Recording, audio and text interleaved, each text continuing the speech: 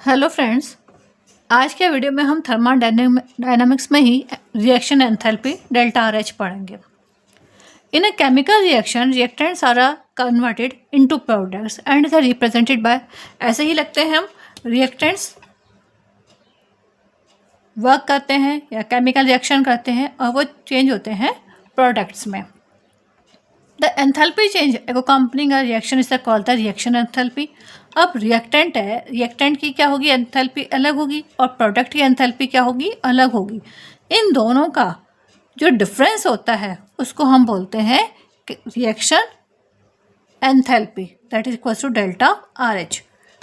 Some of the enthalpies of products, जितने भी products बने हैं उनकी एंथैल्पी में से हम माइनस कर लेते हैं रिएक्टेंट्स की एंथैल्पीज को और हमारे पास आ जाता है delta R H.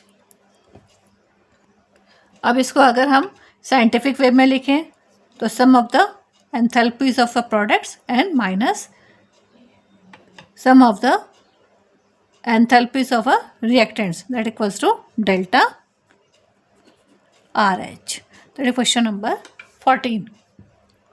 Here symbol sigma is used for the summation and A and Bi are the stoichiometric coefficients of the products and reactants respectively in the balanced chemical reaction for the reaction. तो ये तो हो गई हमारी chemical reaction और उसमें से जो हमारे पास एंथैल्पी का जो फॉर्मेशन होता है रिएक्टेंट्स और प्रोडक्ट्स में चेंज हो रहे हैं उनका sum of the products, enthalpy of the products and minus sum of the enthalpy of the reactants, that equals to delta are H. अब हमने एक एग्जांपल दिया है, methane gas react to oxygen gas form carbon dioxide gas and a water. Methane is a gas, oxygen is also gas, carbon dioxide which is a formed in a reaction that is also gas and water is a liquid. Now according to this equation delta AiH products, so first we'll write products, that is equals to carbon dioxide and a water. So enthalpy of a carbon dioxide gas plus enthalpy of the water, इन दोनों के enthalpy को हमने लिख दिया minus enthalpy of the methane and enthalpy of the oxygen. अब यहाँ पे हमने HM लिखा है, HM का मतलब क्या है, मोलर एंथैल्पी। तो हम रिएक्शन की मोलर एंथैल्पी को लिखेंगे तो molar enthalpy of carbon dioxide है ना, मोलर एंथैल्पी ऑफ वाटर, इन दोनों का sum minus molar enthalpy of methane and molar enthalpy of oxygen, इन दोनों का सम में से इन दोनों सम को माइनस कर देंगे। जो भी हमारे पास एंथैल्पी आएगी वो that is equals to reaction enthalpy, that equals to delta are h. तो ये है हमारी केमिकल रिएक्शन या reaction of a chemical enthalpy of the chemical reaction. Enthalpy is a very useful. अब चेंज तो होगा ही, कोई भी केमिकल रिएक्शन है अगर वो न्यू फॉर्म में, अगर उसके रिएक्शंस न्यू फॉर्म्स में चेंज होते हैं तो ऑब्वियसली उनके एंथैल्पी में चेंज आएगा और ये चेंज जो माना जाता है वो हमें कांस्टेंट टेम्परेचर पे माना जाता है। अब इसी के अकॉर्डिंग हम 5 पॉइंट्स और पढ़ेंगे। Standard enthalpy of a reaction, enthalpy changes during phase transformation, standard enthalpy of a formation, thermochemical equations, Hess law of a constant heat summation. ये 5 पॉइंट्स और पढ़ेंगे हम केमिकल एंथैल्पी या रिएक्शन एंथैल्पी में। First है standard enthalpy of a reactions. Enthalpy of a reaction depends on a condition under which is a reaction carried out. Obviously कोई भी enthalpy है या कोई भी रिएक्शन जो हो रही है उसके फर्स्ट हमको मेज़र करते हैं कि कोई भी रिएक्शन किस कंडीशन में हो रही है, हम उसकी कंडीशंस को सबसे पहले फॉलो करते हैं। It is therefore necessary the must specify some standard conditions, उसकी स्टैंडर्ड कंडीशंस के बारे में जानना कंपलसरी है।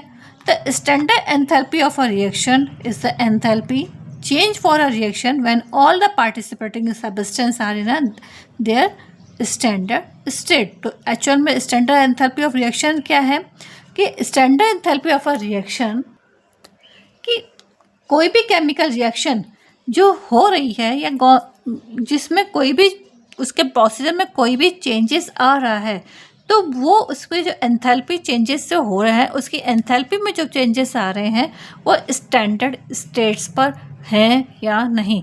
यानी कोई भी केमिकल रिएक्शन जब स्टैंडर्ड स्टेट्स को फॉलो करती है तो जो उसमें एंथैल्पी को जो हम कैरी करते हैं या उसको एंथैल्पी को हम कैलकुलेट करते हैं वो होती है standard enthalpy. The standard state of a substance is a specified temperature and it is a pure form at a 1 bar। हम इसमें हमेशा 1 bar मोल या 1 bar को ही यूज़ करते हैं। फॉर एग्जांपल हमने स्टैंडर्ड स्टेट लिया एथेनॉल का, वो इसका टेम्परेचर है constant, that is 298 kelvin. Is a pure liquid ethanol eight a 1 bar। 298 temperature यानी 298 केल्विन पर एथेनॉल का 1 bar प्योर लिक्विड फॉर्म में होता है। ऐसे ही standard state of a solid iron का जो 500 केल्विन टेम्परेचर प्योर आयरन होता है। Pure iron at a 1 bar। 1 bar iron 500 kelvin पर सॉलिड आयरन होता है, प्योर आयरन। क्लियर? तो ये क्या है, इसकी स्टैंडर्ड फॉर्म है। हम इसकी स्टैंडर्ड फॉर्म किसी भी केमिकल रिएक्शन की जब स्टैंडर्ड स्टेट्स निकालते हैं, उसकी स्टैंडर्ड एंथैल्पी को जब कैलकुलेट करते हैं तो 1 bar हम कांस्टेंट लेते हैं प्लस उसका टेम्परेचर हम कांस्टेंट रखते हैं। तो कांस्टेंट टेम्परेचर पे 1 bar 298 कांस्टेंट टेम्परेचर है फॉर एथेनॉल। जब 1 bar प्योर एथेनॉल होता है, प्योर लिक्विड एथेनॉल होता है, 1 bar लिक्विड एथेनॉल 298 केल्विन पे होता है। ऐसे ही आयरन 1 bar आयरन 500 केल्विन पर प्योर आयरन होता है। तो ये इसका क्या है, स्टैंडर्ड फॉर्म है कि कांस्टेंट टेम्परेचर एक ऐसा कांस्टेंट टेम्परेचर होता है जिस पे हमारा substance 1 bar substance standard form में होता है या प्योर फॉर्म में होता है। तो ये इसकी क्या है, टेंडेंसी है स्टैंडर्ड फॉर्म की। नाउ नेक्स्ट पढ़ेंगे हम enthalpy changes during phase transformation. Phase transformation से क्लियर समझ में आ रहा है कि किसी सबस्टेंस का लिक्विड फॉर्म में चेंज हो रहा है, लिक्विड से गैस में या गैस से लिक्विड में या लिक्विड से सॉलिड में या सॉलिड से लिक्विड में। अगर उसमें चेंजेस आ रहे हैं तो उसमें क्या चेंजेस आ रहे हैं, उसके एंथैल्पी में क्या चेंजेस आ रहे हैं। तो फेज ट्रांसफॉर्मेशन सारा involve energy changes. For example ice, हमने सबसे पहले एग्जांपल लिया है आइस का। Ice is normally this melting taking place at a constant pressure. इसका कांस्टेंट प्रेशर एटमॉस्फेरिक प्रेशर ही होगा। And during phase change temperature remains constant eight 273 kelvin. Ice है, ice atmospheric pressure पे लिक्विड में change हो रहा है। दोनों ही H2O है। आइस H2O सॉलिड, लिक्विड मतलब पानी के शेप में, पानी के उसमें H2O लिक्विड। अब इसमें जो एंथैल्पी निकली है उस एंथैल्पी को हमने नाम दिया है फ्यूज़न एंथैल्पी। फ्यूज़न एंथैल्पी जो इसमें हमारे पास स्टोर हुई वो है 6 किलोजूल पर मोल, डेल्टा FUS। अब इसके लिए हमने एक साइन यूज़ में लिया है, इस टाइप का साइन। स्टैंडर्ड कंडीशन, किसी भी स्टैंडर्ड कंडीशन को शो करने के लिए हम एंथैल्पी के साथ इस तरीके का साइन यूज़ में लेते हैं, डेल्टा H। डेल्टा H के साथ हम ये वाला साइन यूज़ में लेते हैं। अब इसमें हम कोई सी भी, अगर हमारे पास फ्यूज़न है तो फ्यूज़न रिएक्टेंट की एनर्जी एंथैल्पी है तो रिएक्टेंट एंथैल्पी यहाँ पे उस अनुसार चेंज होता रहता है। सब्लिमेशन में आ जाएंगे तो सब्लिमेशन हो जाएगा, वेपोराइजेशन में जाएंगे तो तो ये डेल्टा के आगे ये चेंज होते रहते हैं। लेकिन ये जो साइन है, ये साइन सब्सक्रिप्शन को शो करता है कि हम अलग अलग चेंजेस में जा रहे हैं। तो हमारे पास H2O मतलब सॉलिड फॉर्म में था, ये लिक्विड फॉर्म में आया और इसमें से 6 किलो पर हमें जो एंथैल्पी जो हमें एंथैल्पी मिली, फ्यूज़न की जो एंथैल्पी है वो है 6 किलो जूल पर मोल। तो ये इसका क्या है, स्टैंडर्ड स्टेट है या इसका स्टैंडर्ड फॉर्म है। अब अभी तो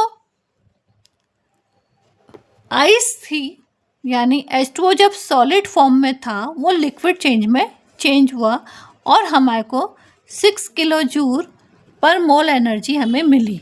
लेकिन जब लिक्विड वाटर आइस में चेंज होता है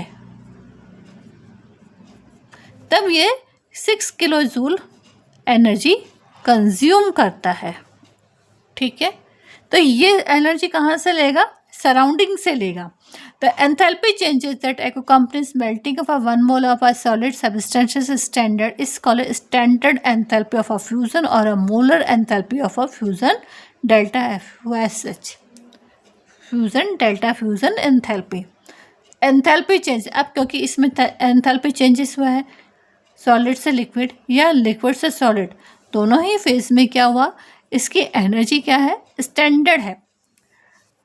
melting of an 1 mole of a solid substance standard is called, तो इस एनर्जी को हमने क्या बोला, standard enthalpy of a fusion या molar enthalpy of a fusion delta FUS enthalpy. But melting of a solid is endothermic reaction है, तो इसमें हमारे पास जो फ्यूज़न से जो एंथैल्पी एनर्जी जो हमें मिलती है वो कैसी होती है, पॉजिटिव होती है। Water requires heat for evaporation at a constant temperature सब बॉइलिंग। अब अगर कोई भी है हमारे पास मॉलिक्यूल ऑफ वाटर है, अगर वो इवेपोरेट हो रहा है तो इवेपोरेट होने के लिए उसको क्या देनी पड़ेगी, हीट देनी पड़ेगी। और इस टाइम जो हमारे पास एनर्जी जो हमारी हीट होती है या हमारे पास जो एंथैल्पी होती है उसको हम बोलते हैं एंथैल्पी वेपोराइजेशन एंथैल्पी। ठीक है, is called a standard enthalpy of a vaporisation. जैसे वाटर लिक्विड है, गैस में फॉर्म हुआ, जो इसमें एंथैल्पी हमारे पास यूज़ में आई वो है 40.79 किलो जूल पर मोल। Amount of a heat requires to vaporize 1 mole of a liquid at a constant temperature under standard pressure, that is a 1 bar। हमेशा हमारे पास स्टैंडर्ड प्रेशर क्या है, एटमॉस्फेरिक और 1 बार है। Is called standard enthalpy of a vaporisation और molar enthalpy of a vaporisation. तो इसको हम क्या बोलते हैं, standard vaporisation enthalpy of a vaporisation या molar enthalpy of a vaporisation. Sublimation is a direct conversion of a solid into its vapour. Sublimation के बारे में आप जानते ही हैं कि कोई भी सॉलिड लिक्विड फेस में ना आकर डायरेक्ट गैस में चेंज होता है, तो उस प्रोसीजर को हम बोलते हैं सब्लिमेशन। क्लियर। तो सब्लिमेशन सॉलिड और कार्बन डाइऑक्साइड और a dry ice supplies at 195 kelvin with a,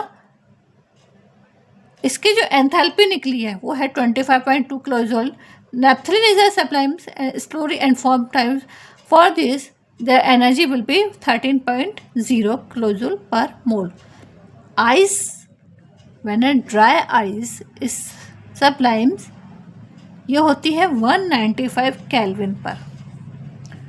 clear. और इसमें जो एनर्जी इवॉल्व होती है वो होती है 25.2 किलोजूल पर मोल। ये तो था हमारे पास ड्राई आइस के लिए। ठीक है, अगर इसकी जगह हम ले नैप्थलीन की गोलियां आपने देखी होंगी घर में, नैप्थलीन को अगर हम सब्लाइम करते हैं फॉर दिस, इसमें जो एनर्जी होती है या एंथैल्पी जो निकलती है सब्लाइम्स की, जो एंथैल्पी होती है वो होती है 13.0 किलो जूल पर मोल। तो standard enthalpy of a sublimation delta SUB, मैंने आपको पहले ही बताया था। अगर रिएक्शन के लिए एंथैल्पी है तो वो डेल्टा RH, अगर वेपोराइजेशन के लिए हो रही है तो वेपोराइज डेल्टा H। ऐसे ही अगर फ्यूज़न के लिए निकल रही है तो FUS डेल्टा FUS। तो सबके लिए एनर्जी पे हम डेल्टा के आगे उसकी वो किस फॉर्म में चेंज हो रहा है वो लगा देते हैं। ऐसे सब्लिमेशन में चेंज हो रहा है तो डेल्टा SUBH ये इसका सिंबल लगा दिया जो सब्सक्राइब किया गया है। तो standard enthalpy for sublimation H is a change in the enthalpy when 1 mole of a solid substance sublimes at a constant temperature and under standard pressure।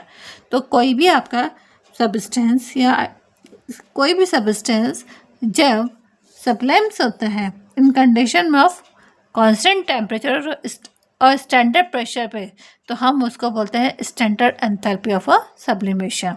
The magnitude of the enthalpy changes depends on the strength of the intermolecular interaction. अब दूसरी बात ये भी है कि किसी भी enthalpy में चेंजेस या उसकी क्वांटिटी में या उसके मैग्नीट्यूड डिपेंड करेगा इंटरमोलिकुलर रिएक्शंस या इंटरमोलिकुलर बॉन्ड्स पर डिपेंड करता है। फॉर एग्जांपल हम लें hydrogen bond in a water. For example हम लेंगे वाटर। वाटर में क्या होते हैं, हाइड्रोजन बॉन्ड्स प्रेजेंट होते हैं। जब ये लिक्विड फॉर्म में होता है तो ये हाइड्रोजन बॉन्ड्स एक दूसरे से टाइटली जुड़े हुए होते हैं।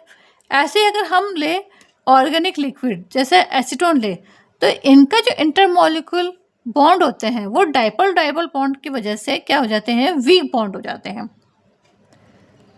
हाइड्रोजन वाटर मॉलिक्यूल्स में होते हैं हाइड्रोजन बॉन्ड्स, तो हाइड्रोजन के बीच में जो बॉन्ड बनता है वो स्ट्रॉन्ग बॉन्ड्स होते हैं।